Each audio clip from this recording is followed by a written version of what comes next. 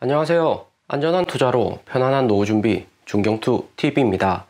네, 10월 16일 토요일입니다. 비트코인 61,700달러 플러스 7.74%, 이더리움 3,875달러 플러스 1.72%, 비트코인 드디어 61,000달러 돌파를 했습니다. 4월, 5월 이후 이번 달 10월부터 진정한 코인 시즌3를 알리는 비트코인 폭등장이 나주었고요. 올해 코인 투자자 가장 많은 중국에서 제재를 하니까 코인판 이제는 힘들겠다, 코인 시즌 종료된다 이야기가 많았는데 10월부터는 미국하고 중남미, 아메리카 대륙을 중심으로 해서 코인 투자가 화랑이다 볼 수가 있고요. 중국계 코인 거래소 바이낸스 거래소에서 미국 코인베이스 FTX 거래소로 코인의 전체적인 거래량이 옮겨왔고, 코인 채굴도 중국 채굴은 줄어들고 미국 중심으로 코인 채굴이 화랑이고요. 미국이 10월부터 본격적으로 코인 산업을 육성하려고 하는데, 이것은 미국이 달러 패권을 지속적으로 유지하려는 것과 연관성이 매우 높습니다. 엘살바도르, 우크라이나, 파라과이, 아프리카 국가들 경제 규모가 작고 화폐 가치 변동이 큰 국가들이 코인 도입을 코로나 팬데믹 이후 빠르게 하고 있고요. 이것은 미국이 코로나 팬데믹으로 천문학적인 달러를 추가로 발행하면서 한국도 그렇지만 부동산 자산 버블이 만들어지고 중국은 에버그란데, 헝다그룹 파산까지 달러 가치의 변동성이 신흥국에 큰 영향을 끼치고요. 한국이나 중국도 영향력이 이 정도인데 엘살바도르, 우크라이나는 경제적인 충격이 더욱 심합니다. 자국화폐 가치는 폭락하고 물가는 급등을 하는 거고요. 그렇기 때문에 엘살바도르, 우크라이나도 화폐 가치 안정화를 위해서 자국화폐와 함께 코인에도 투자를 하는 거고요. 그런데 엘살바도르, 우크라이나가 아무리 코인에 투자해서 달러 환 리스크를 줄인다고 해도 비트코인의 패권은 누가 비트코인을 많이 보유하고 있냐에 따라서 달라지는 겁니다. 비트코인 보유량이 많으면 많을수록 코인 가격에 직접적인 영향을 줄 수가 있고요. 여기 표는 비트코인 보유하고 있는 ETF들하고 국가, 상장기업, 비상장 회사들 전체적인 코인 보유량을 나타내는 것인데, ETF는 그레이스케일이 65만 개 가장 많이 보유하고 있고, 국가에서는 불가리아가 21만 개, 상장기업에서는 마이크로스트래터지 11만 개, 테슬라가 42,000개 보유하고 있죠. 그리고 비상장 기업으로 블랙원, 이오스가 12만 개 보유하고 있고요. 비트코인을 많이 보유할수록 코인 가격에 영향력이 크고 추가적인 블록체인 산업을 지속하기에도 유리하고요. 9월 7일 비트코인이 갑자기 6만 개 청산되고 비트코인 가격이 53,000달러에서 44,000달러까지 1만 달러 폭락하는데 15분이 채 안 걸렸습니다. 그런데 여기 있는 코인들 10만 개씩 만약에 시장이 풀려버리면 현재 가격이 6만 달러 넘어섰더라도 3만 달러까지 폭락이 올 수가 있고요. 비트코인이 블록체인 기술로 안정성이 높은 건 사실입니다. 하지만 초단기에 시장에 물량이 대량 풀릴 수 있다는 가격 변동 리스크는 존재하고요. 그렇기 때문에 비트코인에 대한 영향력을 키우려면 비트코인 보유량이 많아질수록 영향력이 커지는 겁니다.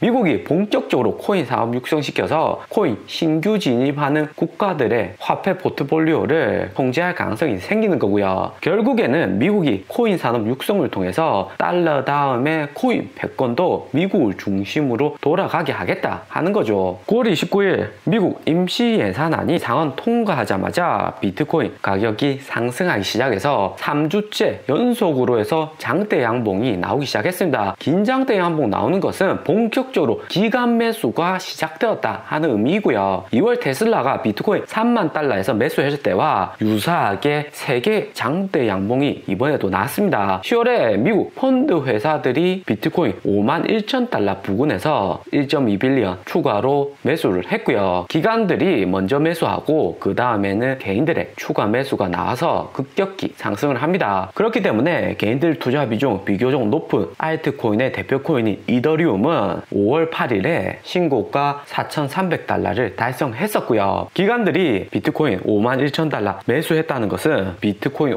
51,000달러 지지선이 테슬라 30,000달러 지지선하고 마찬가지로 매우 강하다 볼 수가 있습니다. 5월 6월 비트코인 폭락장에서도 테슬라가 매수한 30,000달러대는 아주 강력하게 지지를 해줬고요. 현재 51,000달러 다소 높은 지지선이 형성되어 있다 볼 수도 있지만 51,000달러를 중심으로 해서 더 큰 상승 나올 수가 있습니다. 그래서 2월 다시 폭락 나온 걸 생각하면 매도 한번 하고 가는 게 정상인데 현재 지지선이 높기 때문에 쉽게 매도하라고 공지는 안 드리고 있고요. 테슬라가 30,000달러 매수하고 비트코인 가격이 2배 이상 상승을 했습니다. 2월 상승력을 보면 10월, 11월 비트코인 1억 원 부근까지는 충분히 도달할 수 있다는 시나리오가 나올 수가 있는 거고요. 그리고 비트코인 선물 ETF 15일 한국 시간 낮에 SEC 투자자 교육 트윗을 통해서 SEC가 비트코인 선물 ETF 투자자 주의 공지가 나오고 얼마 지나지 않아서 블룸버그에서도 비트코인 선물 ETF 이번에 나올 수 있다고 뉴스하면서 비트코인 가격이 추가적으로 상승을 했습니다. 그리고 또 다른 거시경제 호재로는 중국 중앙은행 인민은행이 헝다 부채 문제 관리가 가능하다고 발표를 하면서 28일 유예기간 남은 헝다 3차 이자 상한일은 1달러 되었고요. 추가적으로 중국 중소 부동산 파산 뉴스가 나오기는 하지만 중국 2위 부동산 회사인 헝다에 비하면 규모가 작고요. 헝다그룹은 자회사 매각을 통해서 부채 상환 유도를 계속 할 것이라고 합니다. 그리고 비트코인 가격이 61,000달러 나오고 장대 양봉 3주 연속 시원하게 상승하면 신규 투자자들 이제라도 들어가야 하는 거 아닌가 고민을 많이 할 듯 하고요. 하지만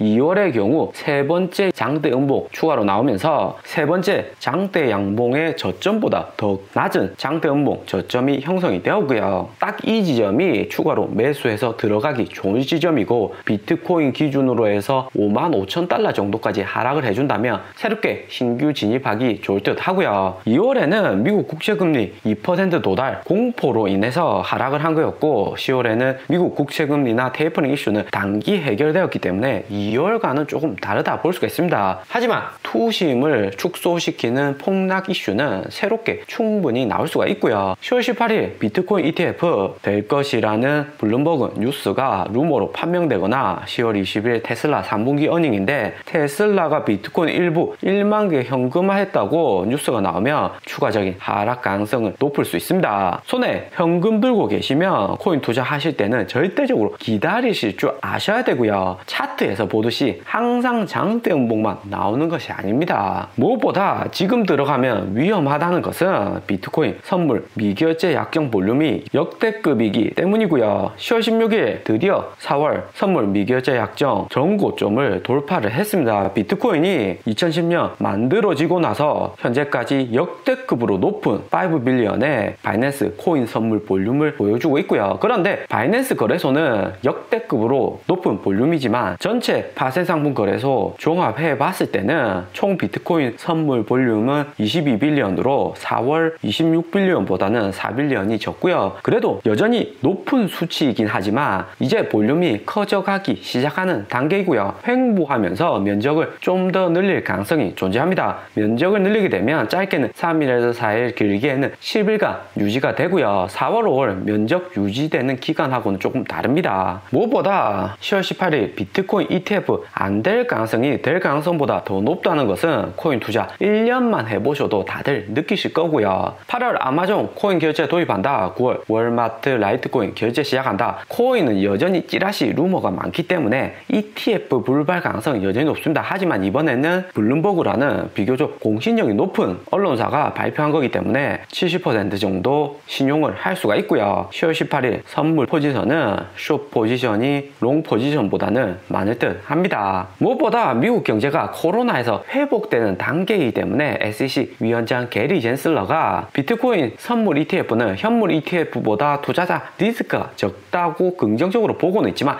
여전히 미국 경제가 과도적인 상황이기 때문에 이렇게 큰 결정을 하기에는 시기상조가 아닐까 보는 전문가도 존재하고요. 거기에다 9월 7일하고 9월 20일 폭락 나오고 리스크가 컸기 때문에 때문에 아직까지 조심하는 투자자들 많습니다. 벌써부터 일부 투자자들은 현금화 들어갔고요. ETF가 될지 안 될지 여부는 중경투TV가 커뮤니티 통해서 빠르게 공지를 드리고요. 그리고 업비트에서 신규 누사이퍼 코인, 폴리곤, 솔라나 3개 코인이 신규 상장이 되었습니다. 상장 후에 솔라나는 플러스 7%, 폴리곤은 30%, 누사이퍼는 1000% 급등을 했고요. 누사이퍼 시총이 1000억짜리 코인인데 2시간 만에 1조 원 되었습니다. 한국 업비트의 개인 투자자들 투심이 비트코인 상승과 함께 돌아왔다는 것이고, 업비트도 타이밍 맞게 3개의 신규 코인 상장을 했고요. 이번에 상장한 코인들 공통점을 보면 다음에 추가로 어떤 코인이 상장이 될지 알 수가 있습니다. 3가지 코인 모두 스마트 컨트랙 가능한 코인이고 지분 증명 코인이고요. 특히 폴리곤은 중경투에서 이전부터 추천드린 스마트 컨트랙 코인이었죠. 이후에도 스마트 컨트랙 기술력 강한 코인들이 추가로 업비트에 들어올 가능성이 높고요. 팬텀, 알고랜드, 테라, 리어 프로토콜, 엘론드, 인터넷 컴퓨터, 스마트 컨트랙 가능한 코인들 추가로 진입할 가능성이 높습니다. 오늘의 영상은 여기까지입니다. 좀 더 디테일한 투자 정보가 필요하신 분들은 커뮤니티로도 자료가 공유되니까 멤버십 가입과 구독 부탁드립니다. 감사합니다.